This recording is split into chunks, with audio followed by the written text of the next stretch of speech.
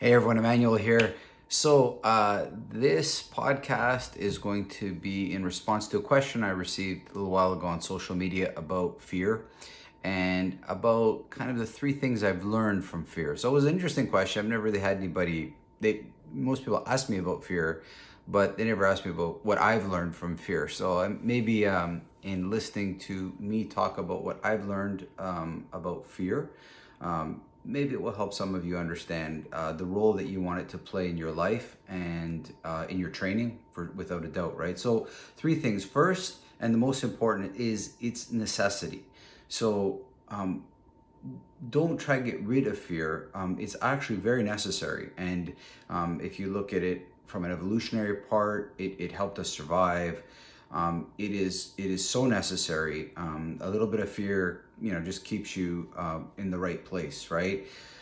So you need to make sure you check that box off. So make sure that you understand that it is necessary in your life. Now, the degree with which is up to you, but it is definitely necessary, and you do not grow without some fear. There's got to be a little bit of fear there that will help you.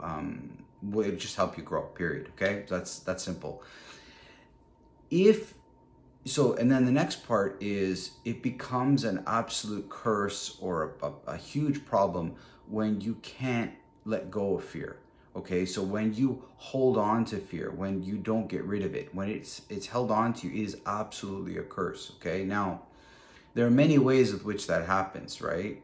But that's super important that you understand that if you hold on to it, it is horrible. Okay, so think of a hot potato. You can touch it for a bit and then get rid of it, but if you hold it, it's that bad. It's literally burning you to hold on to fear um, for longer than a few seconds of what you have, right? It's literally burning you the longer you hold on to it. Okay, now um, yeah, let me get to the third one because there's three things for sure. So one is its necessity. Second, it's a curse if you can't get rid of it. If you can't get rid of your fear of something, it's going to be a curse. So you need to get rid of it. But if you hold on to it, that for sure it's a curse. That's what I've learned. Okay, and the third is to keep it to learn to study in something to pardon me to you're training the right way. So this is what's taught me. So fear has taught me when I'm training the right way.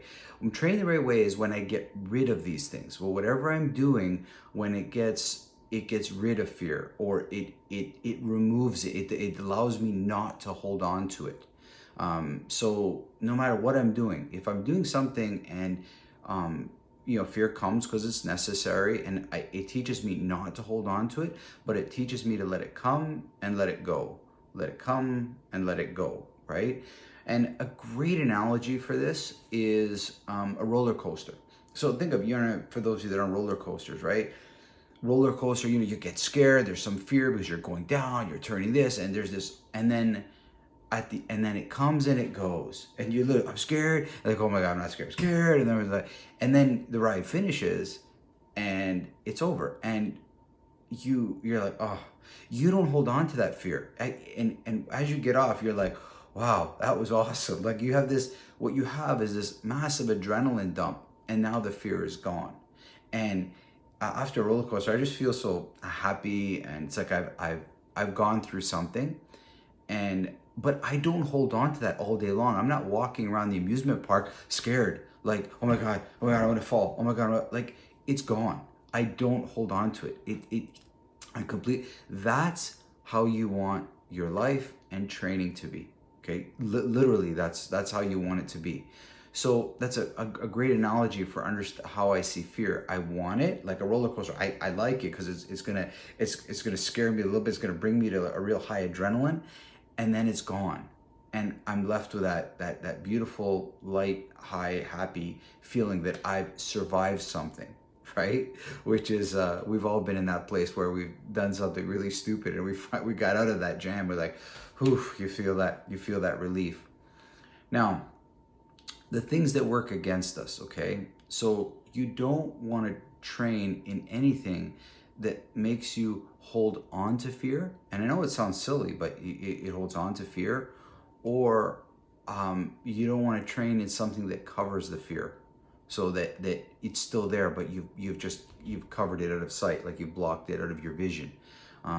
These are definitely wrong. The fear still stays there. Now, it's unfortunate, but I've seen this in painful ways when people go to, let's say, they go into a surgery, especially a life or death surgery, and then they end up surviving. Okay, they end up doing well. They get through it, and everything is fine. And they're smiling, but you can see in the background that that fear is still there, and it hasn't gone. And in many cases, can plague your entire life, and it lies under the surface until somebody says you got to go back to the hospital again and have surgery, and then back comes the fear, and it's like you haven't got rid of it; it's still there, right?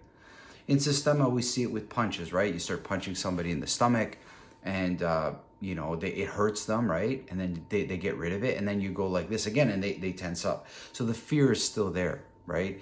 And it's not to judge it. Okay? You don't want to judge your fear, because it'll only make it worse. And the reason this happens, because people ask me about this. This is the thing.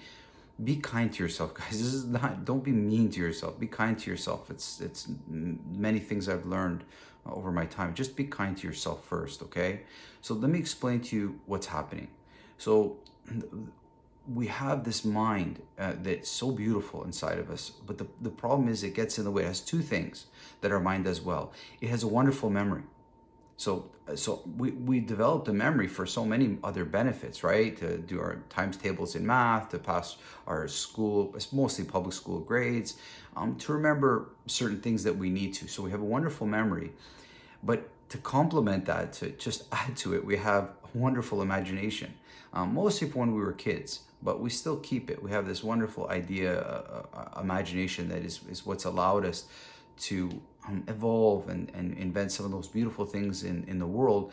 But on the backside, it also magnifies fears and anxieties. So if I have a fear and then I have a wonderful memory which won't let me forget what just happened, and then I have this amazing imagination which sees that fear happening all the time, you can kind of see how these attributes of the mind start to filter in to the fear, and start to feed fears, right? You start to feed that animal, which is dangerous, right? It's dangerous because it'll hold you back. Now, and in another way, you can equate fear to pain. Now, pain can be a physical pain, and it can also be a mental pain, right? Like a suffering of some sort, right? So the fear of something that really hasn't happened yet, but might happen. And on that note, I've been tracking for about the last 30 years. Like anytime I come across a real problem, like a real problem, not a real problem, okay? And I just note it down, this is a problem, and then I also check if it actually happened. And I'm at 78% now, or almost 80, it's like 78 point, maybe, yeah, 78%. Actually, I've kept track, 78%, it doesn't happen. Whatever I was worried about never happened. So that says so much. So instead of worrying, why don't you allow that to happen before you worry yourself? In other words, it has to happen first, right? I won't let something become a real worry of mine, like a deep worry, until it actually happens. I won't let it. I won't give it life until it happens.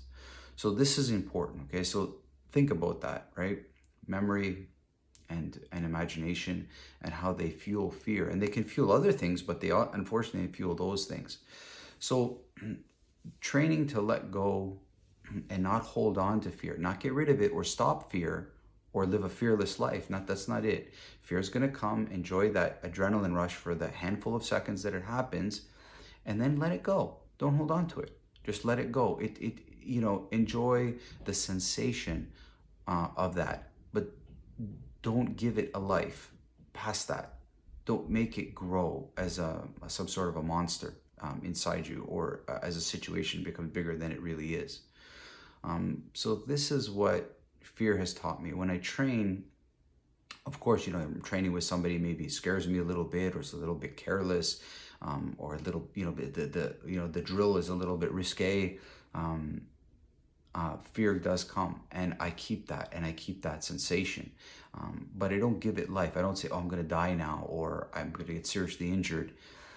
These thoughts can come to our heads, and then we have to, right away, our training has to not let them hold on to it. And this is a big thing, okay? So now, the tools with which Systema gives students, the movement as well as the breathing, these are real tools. They're real tools that give real results, okay?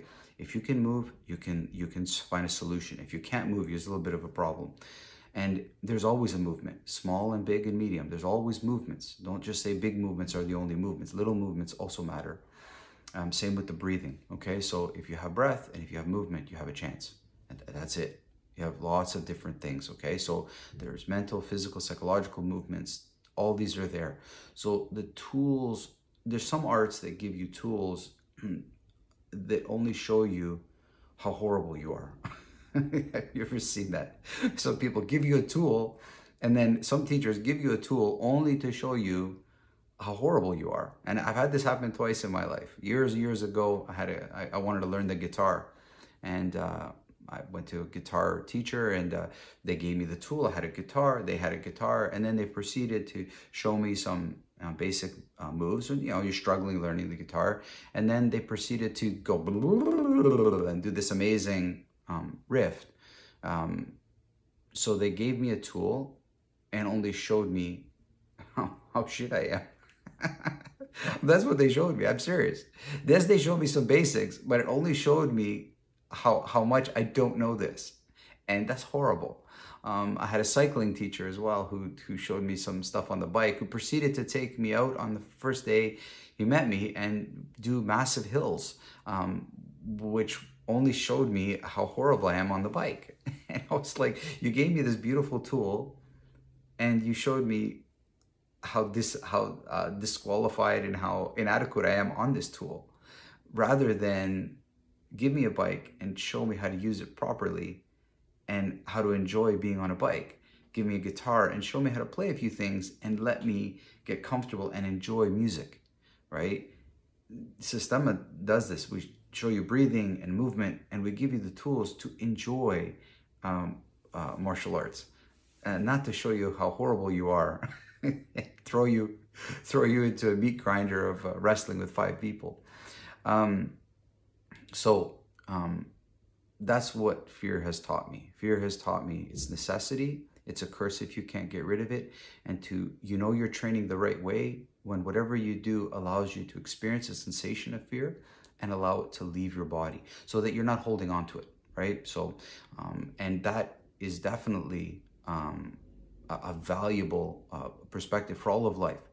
Problems will happen. I allow them to happen, and I deal with them, and I don't hold on to the problem. I don't carry it with me all day long. It's not the way I want it to be. So there's so many analogies.